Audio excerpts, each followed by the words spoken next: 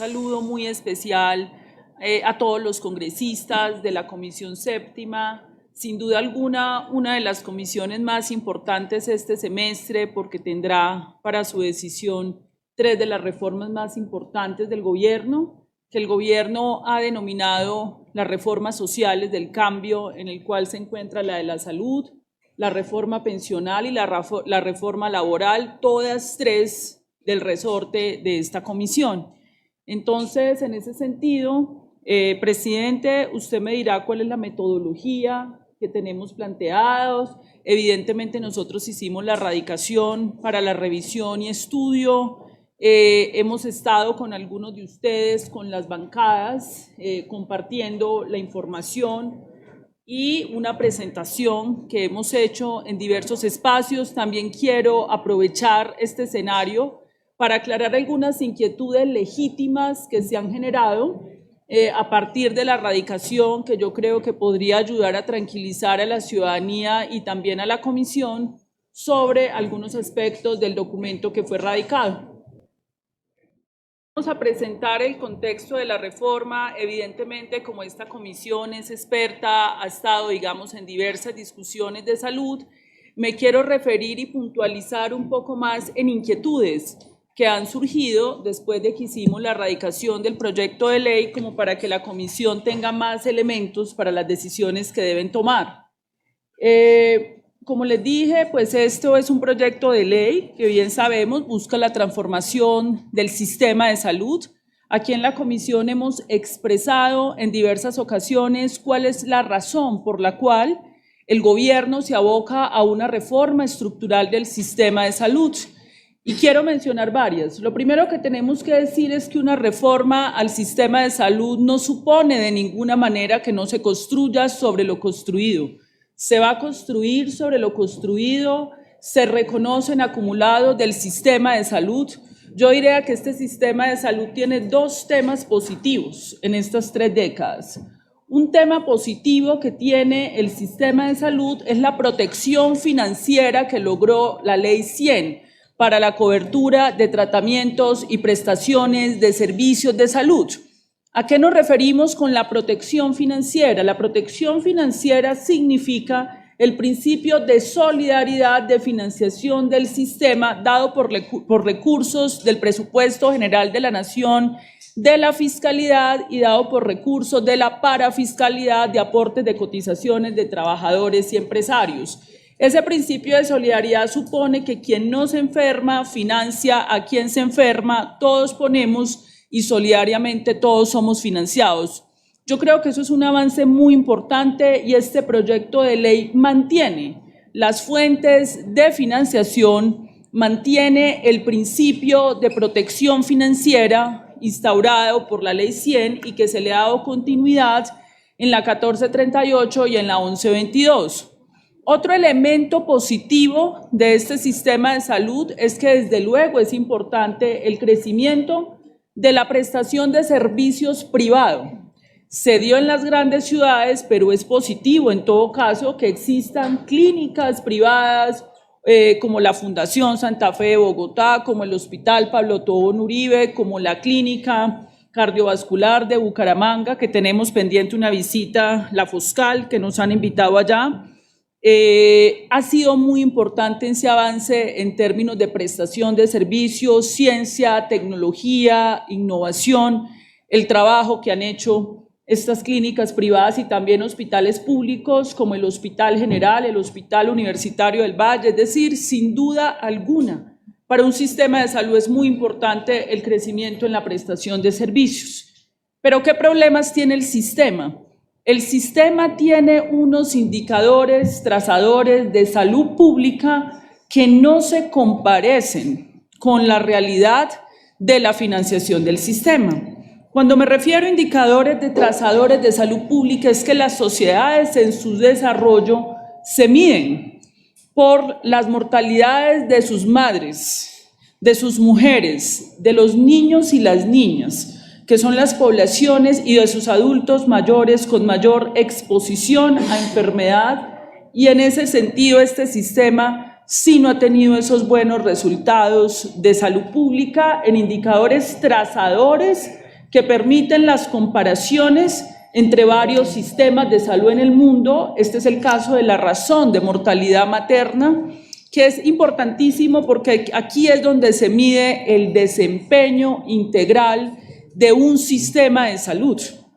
Y ahí también podríamos revisar otros indicadores como la muerte de niños y niñas por situaciones de desnutrición, pero si comparamos el país, estas mortalidades en lo urbano y en lo rural, estas mortalidades son superiores en las zonas rurales y dispersas. Es decir, esto es una mortalidad materna, es una mortalidad evitable. Cuando hablamos de evitable es que con intervenciones elementales, básicas, mínimas de un sistema de salud, que no tiene que ver ni siquiera en un momento dado con una unidad de cuidados intensivos, sino con hacer unas evaluaciones, ¿sí?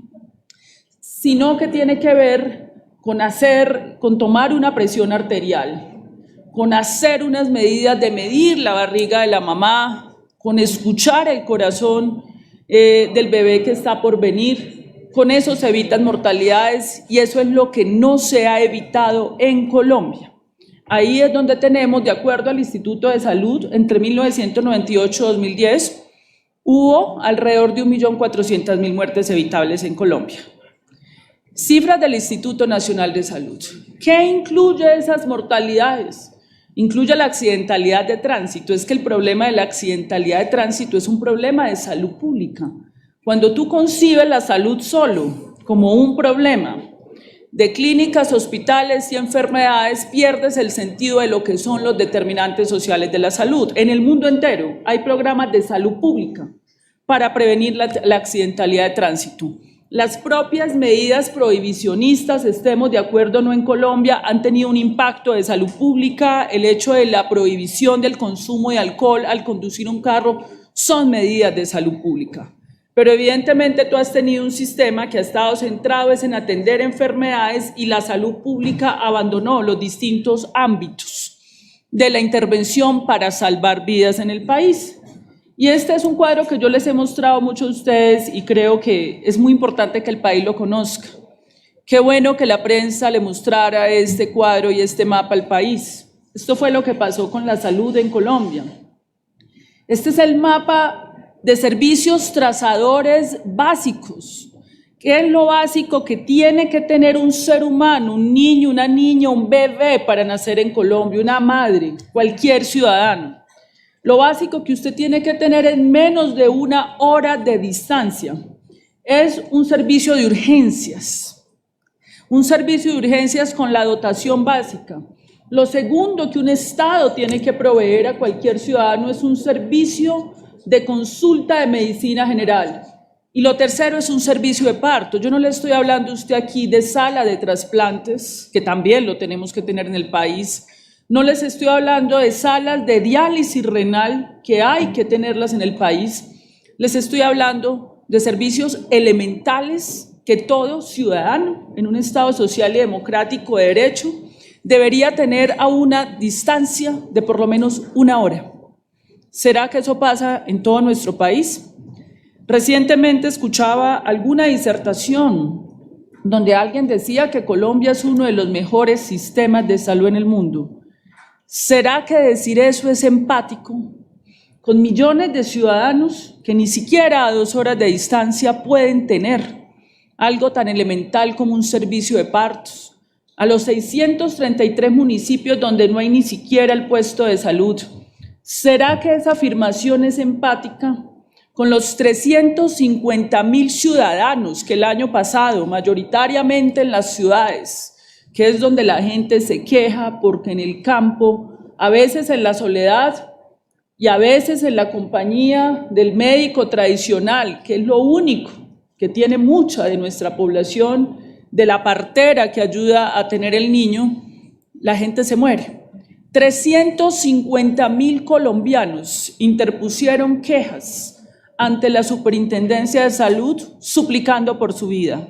Más de 1 millón fueron las quejas en total. ¿Será empático con estos colombianos de ese mapa anterior, que es más de media Colombia, de Caucasia, de Apartadó, de Ismina y del resto del país decir que estamos en uno de los mejores sistemas de salud en el mundo y no se necesita cambio? Yo sí quiero hacer un llamado a la empatía. Yo sí quiero hacer un llamado a la solidaridad porque este es un solo país.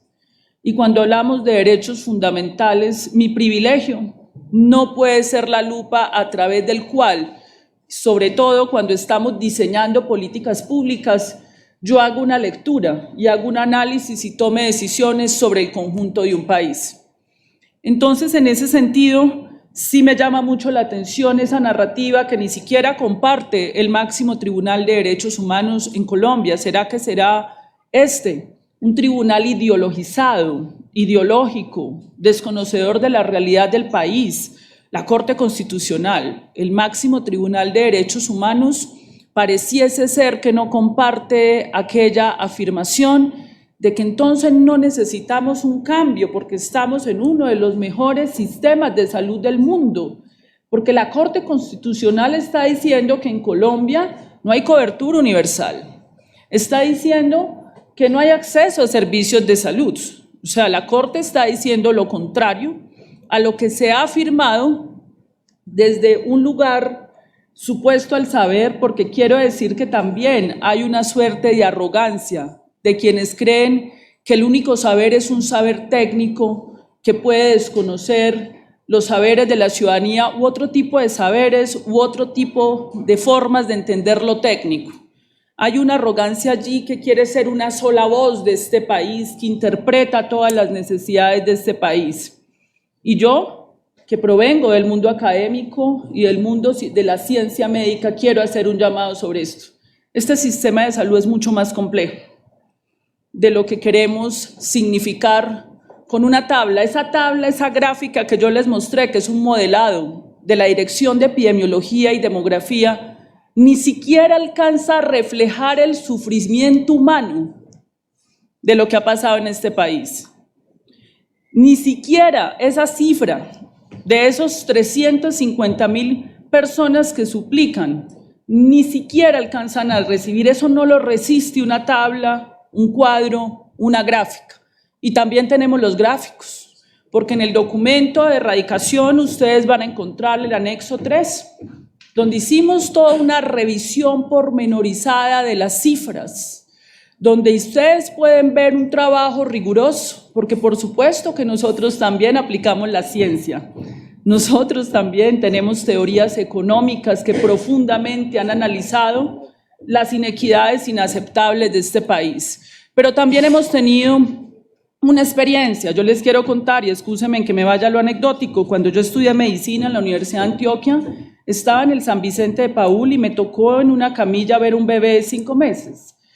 Yo pregunté por el acompañante de ese bebé de 5 meses que tenía una infección por VIH y lo que me dijeron fue: no hay acompañante porque el niño tuvo que ser mandado desde Urabá en un bucecito solo. Entre la comunidad se organizó para ser hospitalizado. Eso es la realidad de muchos niños en Colombia, de muchos bebés, que a los 30 días de nacido un Estado no pueda ni siquiera garantizarte la posibilidad de nacer. Y la posibilidad de nacer con dignidad, eso es lo que ha pasado en este país. Y eso es lo que tiene que cambiar esta comisión. Y yo creo en ustedes, porque muchos de ustedes provienen de esas regiones y saben que no es una ideología lo que viven esas comunidades. Empaticemos. ¿Cómo vamos a decir que es ideología lo que viven quienes ponen tutela en este país, o lo que viven los trabajadores en este momento en el hospital de Turbo que le pagan cada 6 meses, o lo que viven las enfermeras que no les pagan, o que es una ideología el hecho de que en este país los colombianos hayamos puesto billonarios recursos públicos de la salud y que ni siquiera se pueda garantizar que esos recursos lleguen de manera puntual a aquella institución salvadora de vidas llamada la clínica y el hospital. La IPS, ese uso de siglas en el sector salud para evitar una pedagogía ciudadana para la exigibilidad del derecho, la SIPS, EPS, y le hicieron creer a la gente que la EPS era la que atendía al ciudadano. A usted no lo atiende una EPS, lo atiende una IPS, una clínica y un hospital. Entonces nos generaron toda una discusión tecnocrática sobre aquello que denominan la gestión del riesgo. ¿Y quién va a hacer la gestión del riesgo en salud? Yo quiero preguntar quién estaba haciendo la gestión del riesgo en salud de los 350.000 suplicantes por su vida, de los más de 100.000 personas que ponen tutelas. ¿Quiénes hicieron la gestión del riesgo ahí? ¿O quiénes pusieron en riesgo la vida de esos colombianos? No importa, dirán algunos. Habían muchos siendo atendidos mientras 350.000 pudieron haber muerto. No importa, estamos en el mejor sistema de salud del mundo. Esto que plantea el señor presidente y la señora ministra es invento, no existe, no pasó. Entonces, en ese sentido, esto es lo que menos preocuparía, pero que también preocupa. Y esto es real. Estos son cuentas por pagar de estados financieros de autorreporte, de a quienes los colombianos entregamos billones de pesos para el cuidado de la vida en Colombia.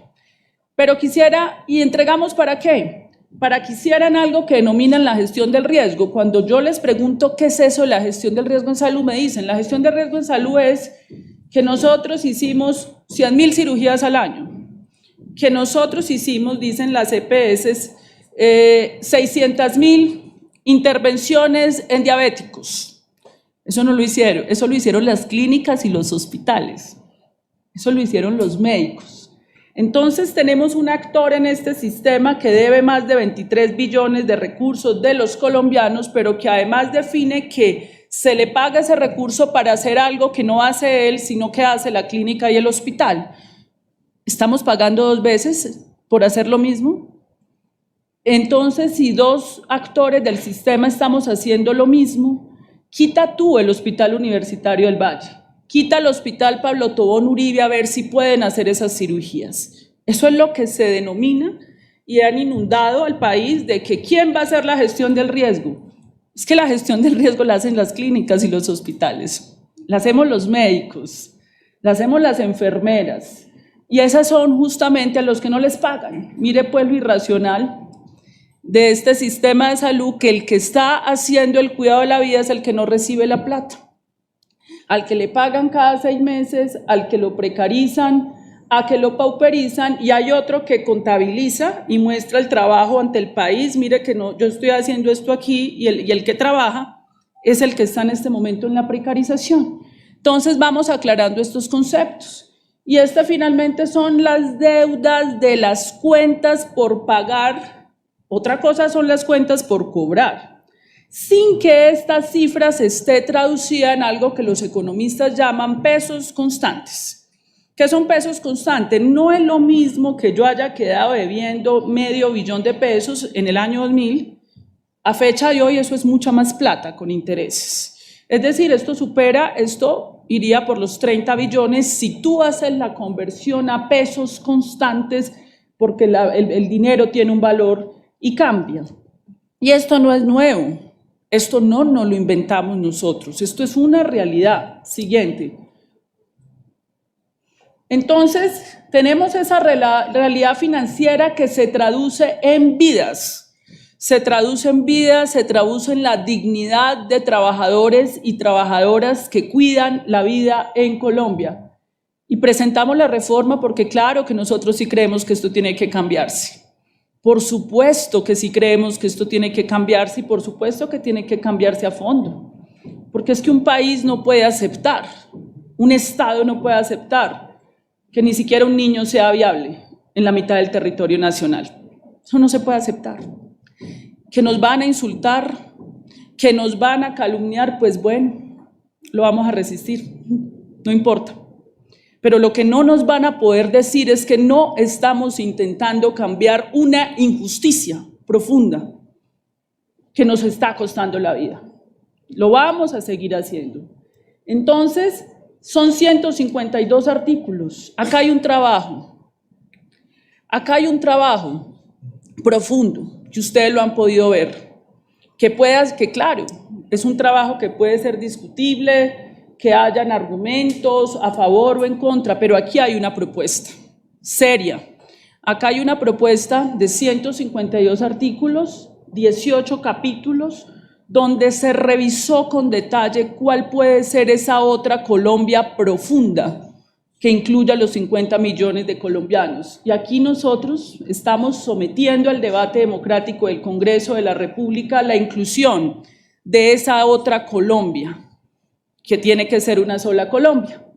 Y en esa propuesta, entonces, yo quiero mostrar los 3 ejes fundamentales para irme a aclarar algunas inquietudes legítimas que han surgido. Siguiente. Vamos a mirar que hay un tema y es, la Corte Constitucional ha dicho que hay 3 elementos constitutivos del derecho fundamental a la salud: la prestación de servicios, los determinantes sociales de la salud y la dignificación de los trabajadores. La salud no solo es, lo dice la Corte, el bloque de constitucionalidad, y lo dijo este Congreso de la República en la ley estatutaria. El derecho fundamental a la salud es los determinantes sociales de la salud. Y allí tenemos que tener un instrumento de política pública para que de manera intersectorial los diversos ministerios, secretarías departamentales, municipales puedan atender esto. ¿Por qué? Porque tú no vas a resolver el problema del daño renal en Caucasia solo con unidades renales, las cuales hay que tenerlas. Tienes que revisar el problema del mercurio y la minería extensiva, y eso es una política intersectorial de salud, porque no vas a resolver la vergonzosa e inaceptable mortalidad de los niños y las niñas en La Guajira sin el agua.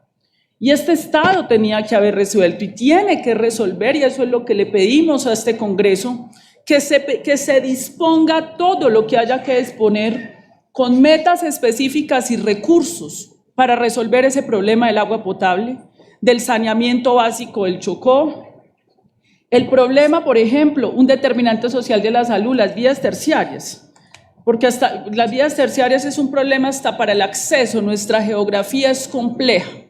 Y en esa geografía compleja el Estado y el sistema tienen que llegar hasta allá. Y ahorita vamos a hacer las propuestas entonces. Empezamos con el capítulo de determinantes sociales de la salud para llamar la atención que esto es un problema de la soberanía alimentaria, esto es un problema del medio ambiente, esto es un problema del transporte, inclusive de las políticas de accidentalidad de tránsito, que son las que cuantifican. El Instituto Nacional de Salud, alguna tecnocracia nos criticó, la señora Corcho es una ignorante antitécnica. ¿Cómo va a decir que 1.400.000 muertes evitables y va a incluir ahí los accidentes de tránsito? Pues bienvenidos a los determinantes sociales de la salud y al derecho fundamental a la salud y a la salud pública global. Hay políticas que el Estado puede asumir desde diversos sectores para evitar las muertes y para evitar las enfermedades. Ese es un elemento central, pero además viene otro punto, que este es el que más genera escozor: la reorganización del sistema. Y nosotros aquí estamos planteando, y voy a aclarar un poco cómo funciona hoy el sistema. Hoy hay un fondo ADRES que hace el recaudo de todos los recursos de la fiscalidad a la parafiscalidad.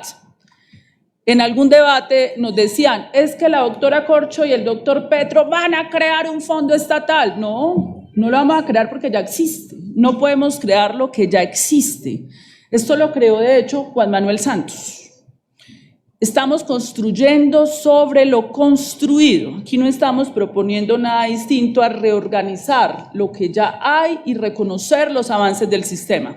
El Fondo ADRES es un gran avance del sistema de salud.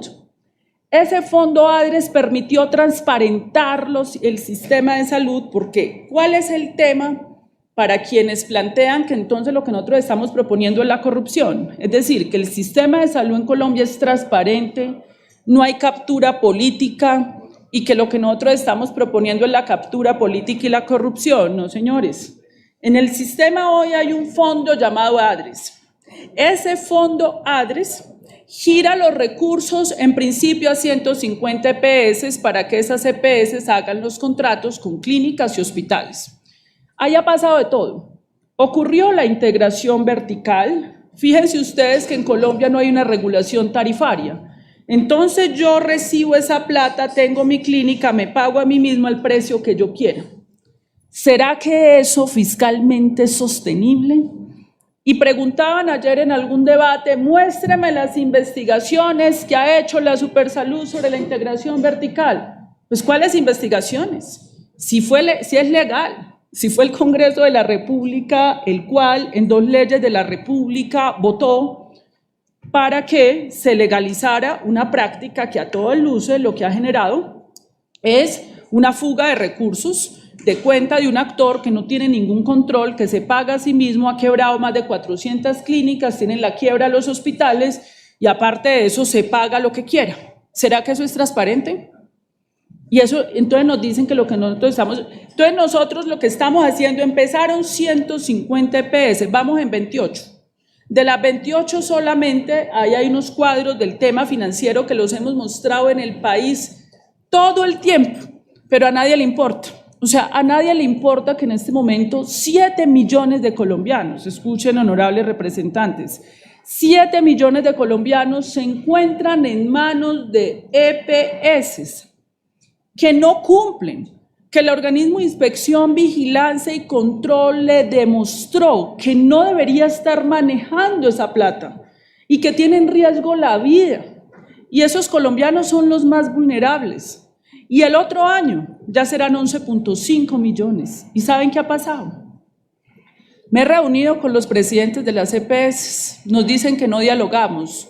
Llevamos 2 meses en reuniones permanentes con ellos. Y les digo, por favor recíbanme esos pacientes, esos 7 millones. Me dicen, no, Carolina, si se liquidan esas EPS, viene el efecto dominó y nos tenemos que declarar en insolvencia. El caso de Antioquia con Saviasalud, 1.700.000 de campesinos, de personas humildes, de las zonas de los municipios más alejados de Antioquia. Y no se puede liquidar Saviasalud porque entonces Sura se quiebra. Porque una EPS funciona solo, se afilia en el norte de Bogotá, en las grandes ciudades, si tiene integración vertical, si puede además contratar prepagada ahí, y es que en la mitad de este país no se puede vender prepagada. O dígame un 70% de este país, en condiciones de pobreza y vulnerabilidad, ¿cuál es la prepagada que van a comprar? Entonces, si no hay prepagada porque ahí no lo logro, entonces, entonces que el gobierno vea a ver qué hace con esos 11.5 millones, porque no nos sirven. ¿Será que un Estado, señores de la prensa, puede aceptar eso? ¿Un Estado de Derecho puede aceptar una discriminación sobre un número importante de ciudadanos, solamente que porque son humildes y vulnerables, entonces no tienen derecho en condiciones de igualdad y equidad a gozar de un derecho fundamental por el que todos pagamos? ¿Será que este Congreso va a aceptar eso? Este gobierno no lo va a aceptar. Yo llamo a este Congreso a que no aceptemos eso. No vamos a aceptar que nos discriminen a un niño o una niña por el lugar donde nació, por su nivel de ingresos. No podemos aceptar que nos discriminen un adulto mayor. Todos en Colombia, y ese es el pacto social que yo les propongo, tenemos que ser iguales frente al sistema de salud. Eso es lo mínimo. Tenemos que ser iguales frente al sistema de salud y frente a las posibilidades de la vida. Y ahí viene, para poder aclarar, ¿y por qué el presidente Petro y la ministra que están afiliados a Sanitas llaman a la nueva EPS?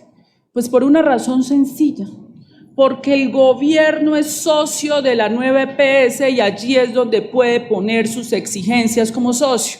El gobierno no es socio de Sanitas, no es socio de Sura, es socio de la nueva EPS y como gobierno y socios con el 49% de las acciones, lo que le estamos diciendo a las nueva EPS, necesitamos nos reciba a esos ciudadanos.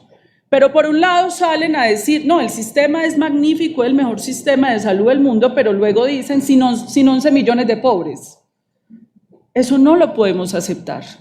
Y eso es la razón por la cual llamamos a la nueva EPS para hacer un acuerdo donde si nos corresponde capitalizar, lo hacemos porque es la vida de los colombianos lo que está en juego aquí. Y yo quiero hacer un llamado. Esto no tendría por qué polarizar este país. Yo no entiendo la pugnacidad. Aquí lo que está en juego es la vida de los colombianos. Eso no tendría por qué generar odio, polarización. Estos son derechos fundamentales, sobre todo este, que tendría que estar por encima de la pugnacidad, de la polarización. Debería haber un gran consenso social alrededor de esto. Entonces, esa es la razón por la cual nos hemos sentado con la nueva EPS y esa es la razón por la cual estamos proponiendo cuánto tenemos nosotros que capitalizar allí para que sean recibidos estos ciudadanos, porque nosotros no podemos prevaricar entregando recursos a privados. Nuestro socio público es la nueva EPS para resolver este problema. Y esa es la razón. Ahora bien, en esa propuesta inicialmente, quedémonos atrás, así funciona el sistema. ¿Qué es lo que estamos proponiendo nosotros en un sistema que empezó con 150, vamos en 28, ya van a quedar 8, pero esas 8 quedan, si queda la mitad de los colombianos por fuera, porque si no, no podrían quedar. Pues entiendan el problema. Es un problema real y concreto, no es ideológico. Es un problema que hoy la ministra de Salud tiene que resolver con o sin reforma. Ese es el tamaño del problema que tenemos y que tenemos que resolver. Entonces estamos proponiendo, vamos a mantener el sistema de aseguramiento social. ¿Qué es el sistema de aseguramiento social? El sistema de aseguramiento social no es la EPS. La EPS es un administrador privado de recursos públicos. El aseguramiento social es el esquema de financiación solidaria donde el que paga, el que no se enferma, financia al que se enferma para que todo el sistema lo atienda con su sistema de prestación de servicios. Ese es el aseguramiento social. Yo ayer estuve en la Universidad Nacional de Colombia frente a toda la academia de este país explicando esto, que no entiendo de dónde sacan que el aseguramiento social, el EPS, no lo es. La aspiración teórica de la Ley 100 en un principio es que las EPS fueran seguros privados. Eso fue una aspiración legítima, pero eso no pasó. Porque el principio del seguro privado desde el punto de vista financiero es que si tú te quiebras, si tú tienes un seguro de un carro y tú te quiebras, responde el reaseguro. Eso no pasó aquí. Se liquidaron varias. ¿Dónde están los reaseguros de los seguros privados? Eso no pasó aquí. También se decía que iban a haber enormes capitalizaciones. Eso no pasó aquí. Aquí vienen todos los días las EPS a decir que nos tienen que pagar. El Estado es el financiador de todo. Este es en un aseguramiento privado, para que ustedes entiendan este concepto, el seguro privado asegura el carro y tiene que hacer prevención para que no se roben el carro, porque si no le toca pagar y utilizar sus reaseguros. Aquí las EPS no hacen prevención porque enférmese quien se enferme, facturan contra el Estado es el gran pagador. En ese sentido, la prevención no es ningún incentivo. El incentivo es la enfermedad, además por la integración vertical, porque como tengo mis clínicas, allá facturo mal. Luego la aspiración teórica, es así ideológica, porque nunca se pudo materializar de la Ley 100, es que fueran aseguradoras privadas, pero eso no pasó. Eso no fue real. Luego el asegurador hoy en Colombia es el Estado para todos los colombianos bajo 2 formas de financiación que de acuerdo a la Corte Constitucional son recursos públicos de destinación específica. Y aclaro esto porque también hay mucha confusión. Los recursos de cotizaciones de los trabajadores y de los empresarios son recursos públicos de destinación específica, no son recursos privados. Aquí se creyó que eran recursos privados. Salucop creyó que eran recursos privados, hicieron negocios con eso. Canchas de golf, que hace poco me cuestionaban en la prensa, Daniel Coronel salió a explicar y varios periodistas, hasta equipos de fútbol financiaron con eso porque creyeron que eran privados. En toda la jurisprudencia de la Corte Constitucional Desde 1998, ante ese vacío que había dejado la Ley 100, la Corte ha sido taxativa y esa es la razón por la cual hoy están presos varios y hay una apertura de investigación de la Fiscalía General de la Nación por 1.2 billones porque son recursos públicos, incluidas las cotizaciones de los trabajadores de destinación específica, recaudados por el Estado en el Fondo ADRES y administrado por particulares. Luego el asegurador es el Estado hoy, eso no va a cambiar. En ese sentido, ¿qué es lo que nosotros queremos proponer aquí? Que haya un pagador único. El Fondo ADRES, no debe, ¿para qué necesidad tenemos de pasar la plata por 30 manos, superar que se liquidó allí, que si se liquidó allá? El aseguramiento social hoy es universal para cualquier colombiano. Necesitamos es un pagador único que lleve esa plata a clínicas y hospitales y a centros de atención primaria en salud para que se dignifiquen a los trabajadores. Las EPS hoy reciben la mayoría de recursos ex ante. El grueso de los recursos les llega a pulpito previo a toda la operación, lo que les llega después son los presupuestos máximos. En este momento nosotros debemos 2.8, se acaban de firmar 750.000 y ellos deben 23, hay un desfase. Entonces, en ese sentido paguemos un pagador directo a las clínicas y hospitales. Eso no es la corrupción, eso es la anticorrupción, porque entre más manos rueden, porque ustedes van a crear una burocracia y a ustedes le parecen que no era 150 administradores para manejar un solo sistema de salud, ¿eso no les parece a ustedes mucha burocracia? Eso es burocracia. Tú tuviste 150, ahora tienes 28. Entonces, en ese sentido, es un pagador único que simplifique eso y eso va a ser un ejercicio de transparencia porque ese pagador, si ustedes se meten hoy al Fondo ADRES, ustedes pueden ver todos los giros hasta que salen de ahí para adelante. Si ustedes se meten a la página de un EPS, ¿quién puede hoy ver los giros que han hecho las EPS? ¿Alguien conoce los contratos? ¿Cuáles son los mecanismos de decisión? Eso es completamente opaco en este país. ¿Quién puede garantizar hoy en Colombia que no hay una captura política de eso? ¿Quién puede garantizar que allí no fueron platas a financiar otros asuntos que no eran la salud? Nadie. Es opaco. Es un caldo de cultivo para un desvío masivo de recursos públicos. Aquí es directo.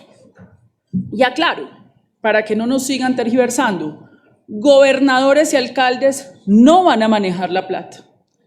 Es que nosotros podemos aceptar el desacuerdo, pero no la mentira y la desinformación. Estos recursos se van a desconcentrar el ADRES, no descentralizar, porque la descentralización implica a los gobernadores y los alcaldes. Y yo tuve una discusión con los gobernadores y alcaldes, todo el mundo diciendo que nosotros le vamos a entregar la plata a los gobernadores y los gobernadores molestos, que porque nosotros somos unos centralistas.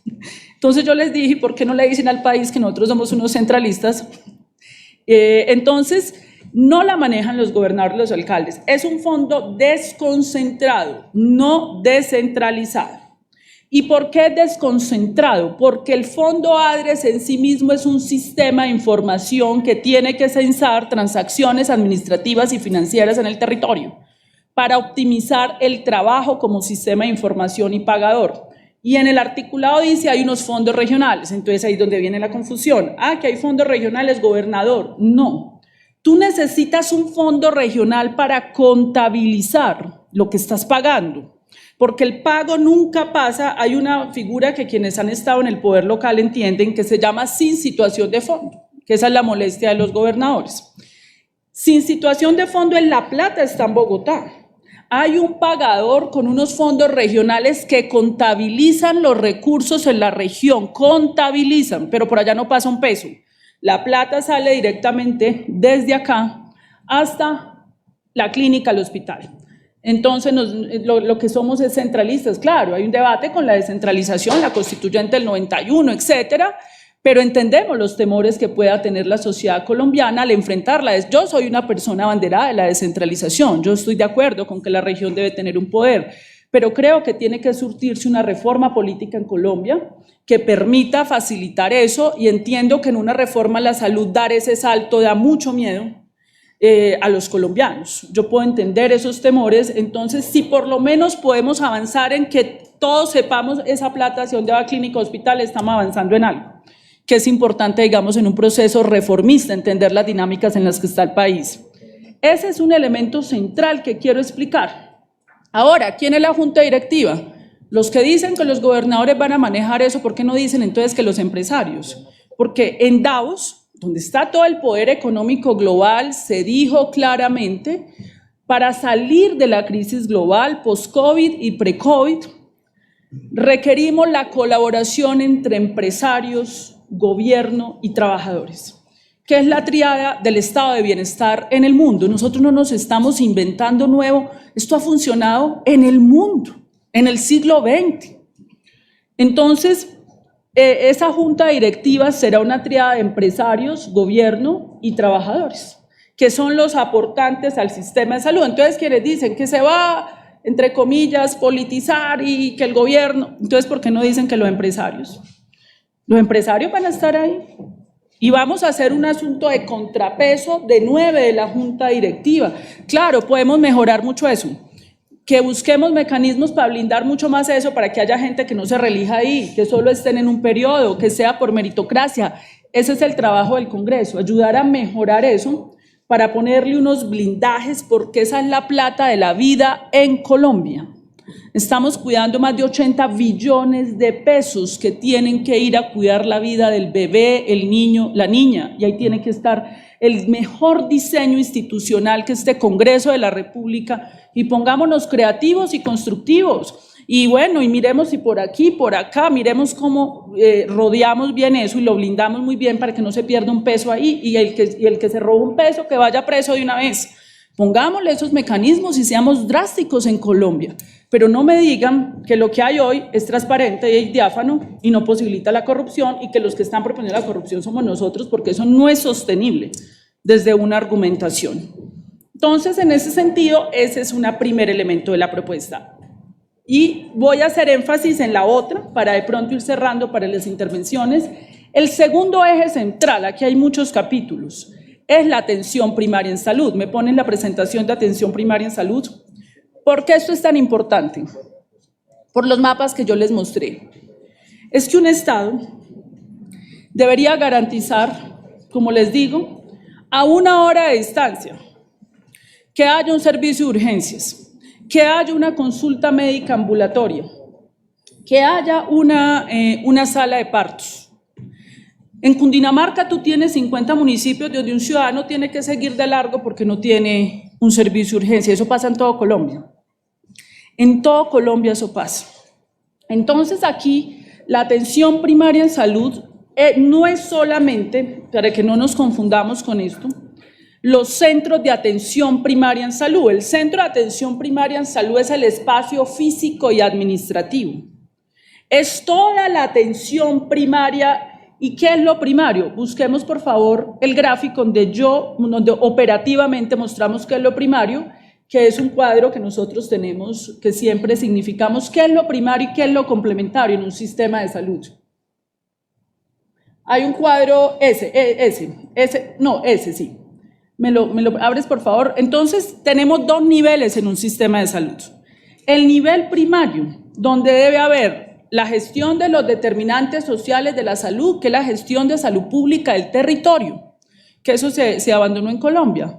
La gestión del saneamiento básico medioambiental, los gestores medioambientales, los promotores de salud, tienen que estar ahí haciendo un trabajo con las comunidades en determinantes sociales. La atención inmediata, que si el niño se cayó y se cortó, al niño le ponen su tétano, al niño le hacen una sutura y le dan su antibiótico ahí. No lo tienes que mandar a Bogotá y no tiene que terminar con una infección superior y a veces muriendo. Y no tiene que terminar en una meningitis, como terminan varios niños en el Pacífico. Porque simplemente muchos de estos casos de meningitis que terminan en el Hospital Universitario del Valle fueron casos que podíamos haber resuelto allá. Entonces ahí vamos a garantizar eso. Vamos a garantizar la internación básica, que son unas camas donde no es alta complejidad, sino que a usted le puedan poner algo por el dolor si se cayó, que usted le puedan poner un antibiótico intravenoso y unas consultas ambulatorias de especialidades básicas para llevar a los especialistas a esos territorios. Yo me he reunido con ellos. Organicémonos, colegas. Yo sé que muchos médicos están dispuestos a hacerlo, pero es que si no les pagan, muy difícil, si a uno no le pagan. Y a uno le tienen que dar un incentivo. Este Congreso puede generar ese incentivo. No estamos diciendo que le vamos a rebajar el sueldo a nadie en la Country ni en la Fundación Santa Fe, que son magníficas instituciones y deben seguir existiendo, pero vamos a aumentarle el pago más alto al especialista que se vaya para Guainía y nos podemos hacer turnos. Yo he hecho eso en mi vida, o sea, cuando les estoy hablando acá es que yo he sido médica de vereda, he trabajado en servicios de urgencias, de día, de noche, ambulatorio en la Colombia profunda, en el norte de Bogotá, en Chapinero, he sido psiquiatra de atención primaria en salud, de mediana, alta, todo lo he ejercido en la medicina. No me he ahorrado nada en el ejercicio de la medicina. Y no le estoy pidiendo a los médicos algo que yo sé que nosotros no podamos hacer, y yo sé que lo podemos hacer. Tú te vas para la Colombia profunda 15 días, y luego 15 días otro releva, o hacemos turnos de 10 días, o ahí hay una propuesta muy bonita que se llama el hospital itinerante. Este sistema tiene toda la plata para hacer eso. El hospital itinerante es una patrulla aérea, donde tú llevas a los especialistas, los centros de atención primaria en salud en el territorio, te tienen organizadas las necesidades de la población y los especialistas ya previamente trabajados con el médico general te organizan la consulta. Se van una semana, los especialistas van a hacer eso. Los médicos, pero posibilitémoselo. Es que no podemos, esto es demasiado elemental, esto es la planificación de la salud pública, la organización del Estado para el cuidado de la vida en Colombia. Y ahí, obviamente, ese centro de atención primaria en salud, que por allá hubo un comunicado que dijeron que 3.000, que 5.000, bueno, ¿qué estamos en el mundo? ¿Cómo funciona esto? Porque esto no es que nos lo inventemos, esto ya funciona en España, esto funciona en los mejores sistemas de salud del mundo. Convénzanse, congresistas, que nosotros lo que queremos es lo mejor para este país. Lo mejor, eso es lo que nos motiva a nosotros.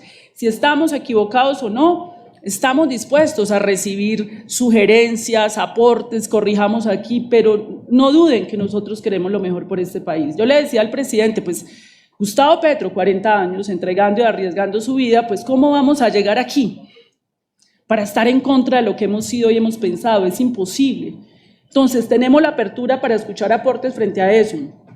Esos centros de atención primaria en salud tienen ese personal de la salud.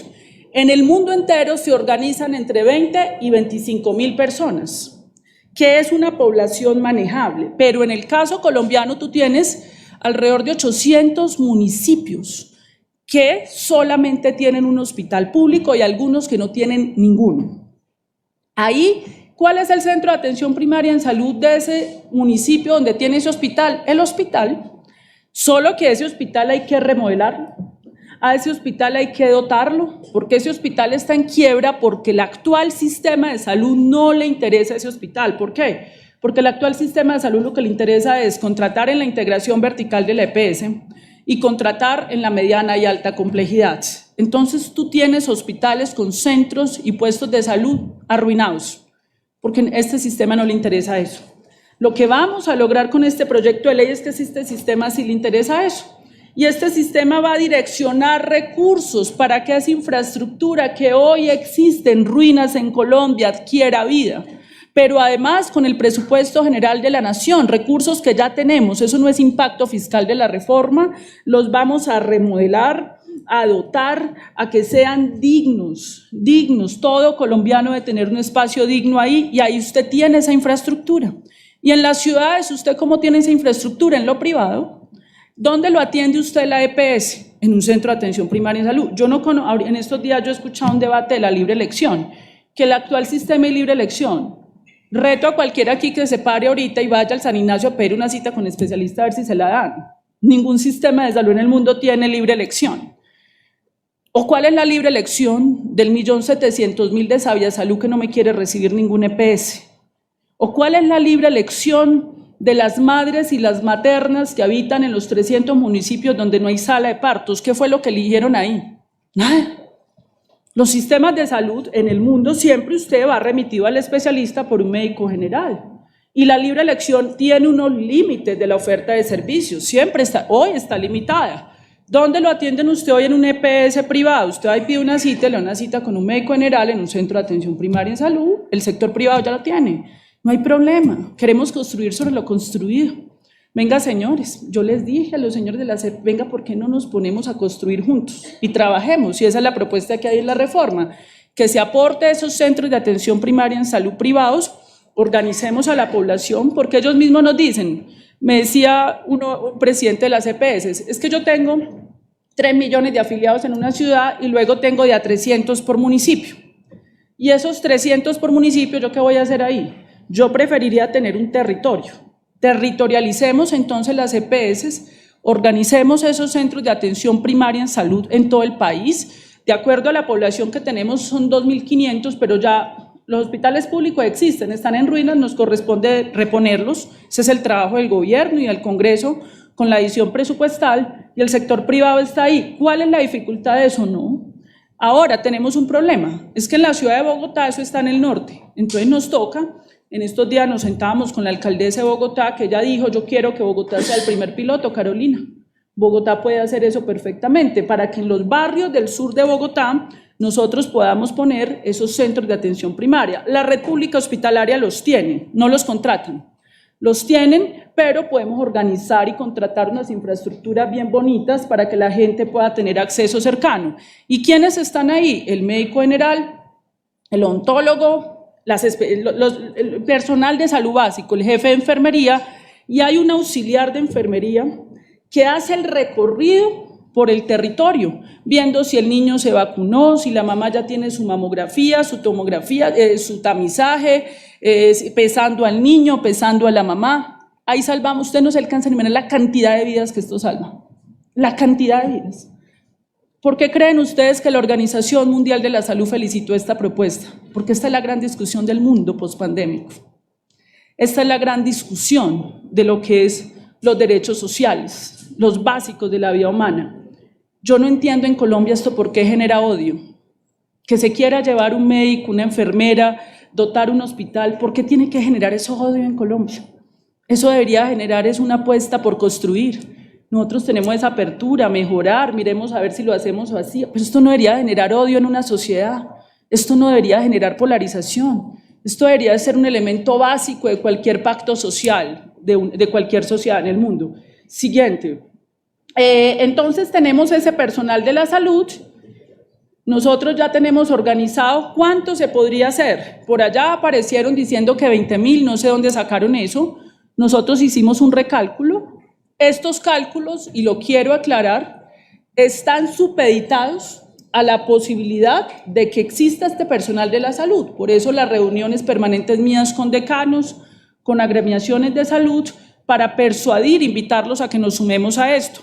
Serían en un cuatrenio 11.700 para la cobertura de todo el territorio nacional. ¿Cuánto cuesta esto? El cuadro donde están los costos. Cogimos cada municipio de Colombia, miramos cuántos niños y niñas hay, cuántos adultos mayores, cuántas madres, cuántas mujeres, qué examen se tiene que hacer cada uno. Hicimos la progresión de cuántos medicamentos básicos y esenciales debe tener para hacer la atención primaria, y para 17 millones de colombianos nos da 8.7 billones de pesos al año, con una cápita aproximada de 500.000 millones. Eso no es plata para este sistema de salud. Ustedes saben cuánto pagamos nosotros anualmente a las EPS por las leyes de Colombia para administrar el sistema de salud, solo para administrar, pulpo. 6.6 billones de pesos, 6.6. En los reportes de la superintendencia dicen que se gastan solo el 3, pero se les paga 6.6 al año, solo por administrar. Cubrir la Colombia profunda. Con esto, estos servicios básicos cuesta 8.7 billones de pesos. Eso no es plata para lo que se roban en este país permanentemente. Esto no es plata para lo que esto significa para la vida de los colombianos. Y obviamente hicimos extensivo esto para toda la zona urbana y nos da 24.8. ¿De dónde sale esta plata? Porque ahora te van a decir, la ministra dijo que la reforma costaba 24.8, una reforma tributaria. No, señores. No, señores. El sistema tiene esta plata. El sistema tiene más de 80 billones de pesos. Y ya los cálculos con Hacienda y con DNP, esto usted no lo hace un día, que el Congreso aprobó y al otro día esto está, pues no, eso no es realista.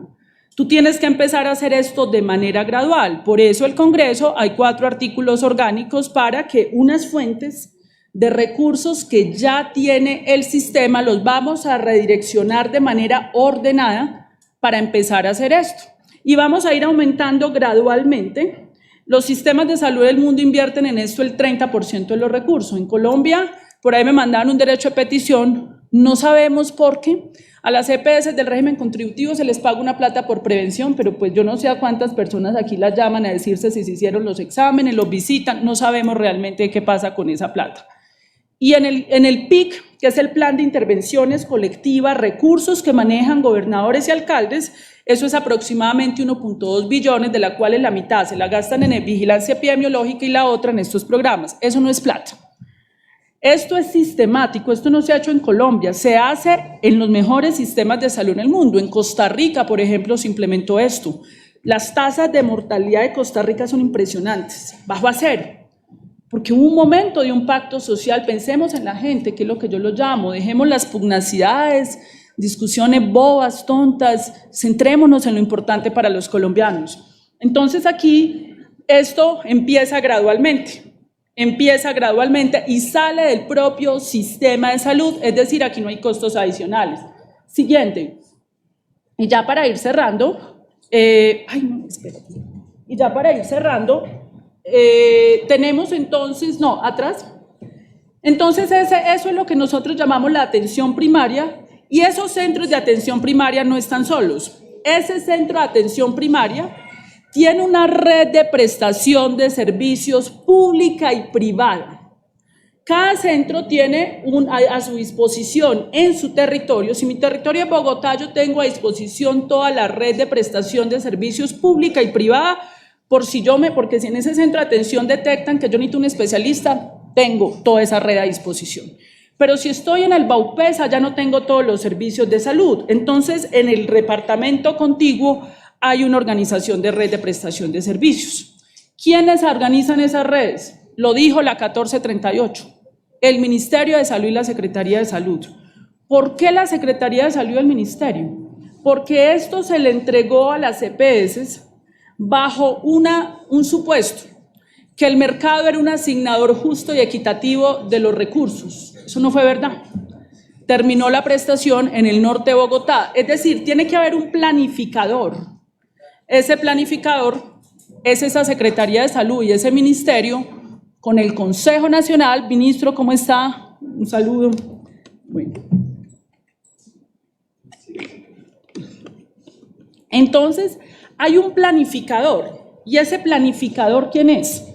El Ministerio de Salud, la Secretaría, que es la que tiene que velar por su territorio, pero ese secretario no está solo ahí, ni ese ministro, porque el proyecto de ley crea el Consejo Nacional de Salud, el Consejo Departamental y el Consejo Municipal, donde están las organizaciones médicas, de pacientes, de la sociedad civil, diciéndole al ministro, venga, es que tenemos estos problemas, porque tú tienes que generarle legitimidad al sistema, que la gente se apropie del sistema, defina sus prioridades y le haga un control social al sistema. Los sistemas no se resuelven en tecnocracias cerradas bogotanas, y no quiero ser displicente con la tecnocracia porque de alguna manera yo soy una tecnócrata bogotana. Pero ahí no se resuelven las necesidades. Aquí tiene, por eso la atención, cuando tú le muestras a la Organización Mundial de la Salud que se hizo una convocatoria, un diálogo público, ellos no se asombran, porque uno de los elementos en el mundo de la atención primaria en salud se llama la participación social. La participación social es central en la salud pública, además de que es un derecho fundamental. Eso no tiene por qué generar miedo, peligro. Cualquier salubrista del mundo entiende que la sociedad se tiene que apropiar del sistema para hacerle un control social y para que se cumplan los preceptos en los territorios, porque los territorios son diversos en Colombia. Tú no solucionas el problema de mortalidad materna en el Chocó sin las parteras, no puedes, ni tampoco puedes solucionar el problema de hambre en La Guajira sin los guayú. Por eso este sistema tiene un elemento intercultural de interacción con estos saberes, y eso no tiene por qué generar estigmatización ni burlas como ha pasado en Colombia. La interculturalidad no es solo de las zonas dispersas y rurales. Yo, que soy psiquiatra y tengo un consultorio en Chapinero, trabajo con mis pacientes de Chapinero que tienen interculturalidad. Yo soy terapeuta de familia y de pareja, y a veces la señora que yo atiendo también tiene un astrólogo y también hace yoga. Eso es la interculturalidad. Todos los seres humanos son interculturales, y eso un sistema de salud no lo puede aplastar, ni en Bogotá, ni en el Guainía, ni en el Chocó, ni en La Guajira. Entonces estos son les presenté los dos elementos centrales, esenciales, son esenciales, digamos, de esta reforma. Los demás elementos son elementos, digamos, que la inspección, vigilancia y control, el régimen laboral especial, la participación social y ciudadana, la ciencia, tecnología e innovación. Establecimos un régimen sancionatorio para quienes nieguen servicios en este sistema donde no pasa nada. Es una reforma de 152 artículos, la entregamos en sus manos con toda la confianza en ustedes, que evidentemente son electos por el pueblo colombiano. Yo soy una persona nombrada. Si vamos a ser estrictos, yo soy un fusible, el presidente que es electo. En ese sentido, ustedes que son elegidos por el pueblo colombiano, pues tienen en sus manos una responsabilidad enorme, que este país cambie y que podamos garantizar por encima de cualquier pugnacidad. Yo sí quiero hacer ese llamado. Aquí lo que está en juego es la vida de los colombianos, y eso no debería admitir polarizaciones, pugnacidad, sino todo un ánimo constructivo, propositivo, que nosotros también estamos dispuestos a asumir, escuchando, por supuesto, todos los aportes que se tengan para que esto sea lo mejor de lo mejor para nuestro pueblo colombiano. Muchísimas gracias.